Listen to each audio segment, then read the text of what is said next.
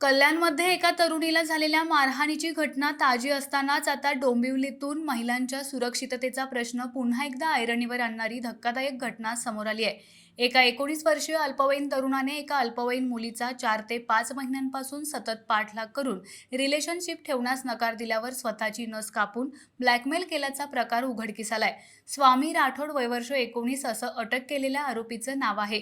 पोलिसांनी दिलेल्या माहितीनुसार आरोपी स्वामी राठोड हा संबंधित अल्पवयीन मुलीचा कॉलेज आणि इतर ठिकाणी ये-जा करत असताना सतत पाठलाग करत होता।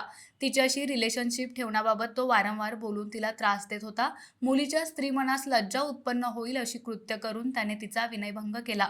एवढंच नाही तर तिने रिलेशनशिप ठेवण्यास नकार दिल्यावर त्याने स्वतःची नस कापून घेण्याची धमकी देत तिला ब्लॅकमेल करण्याचा प्रयत्न केला। या गंभीर प्रकारानंतर या मुलीनं अखेर टिळकनगर पोलीस ठाण्यात तक्रार दाखल केली। पोलिसांनी तातडीने कारवाई करत आरोपी स्वामी राठोडला अटक केली आहे। या प्रकरणी त्याच्या विरोधात गुन्हा दाखल करण्यात आला आहे।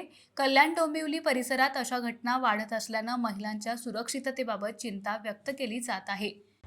हिरेदी यांची मुलगी वय वर्ष 17 वर्ष 3 महिने हिला तिच्या परिचयातील आरोपी तिचं मुलगा नामे स्वामी राठोड वय 19 वर्ष हा गेली 4-5 महिन्यापासून तिचा कॉलेजपर्यंत पाठलाग करतो आणि तिला रिलेशनशिप करण्यासाठी सांगतो जबरदस्तीने, आणि तसं नाही केल्यास हाताची नस काढून घेईल अशी धमकी देत असल्याबद्दलची तक्रार टिळकनगर पोलीस स्टेशनला प्राप्त झाली होती।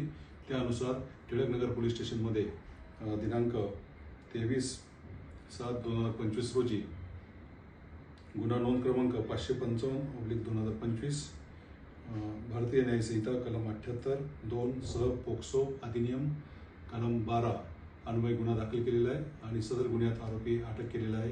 आरोपीची 1 दिवस पोलीस कस्टडी रिमांड भेटलेला आहे। पुढील तपास चालू आहे।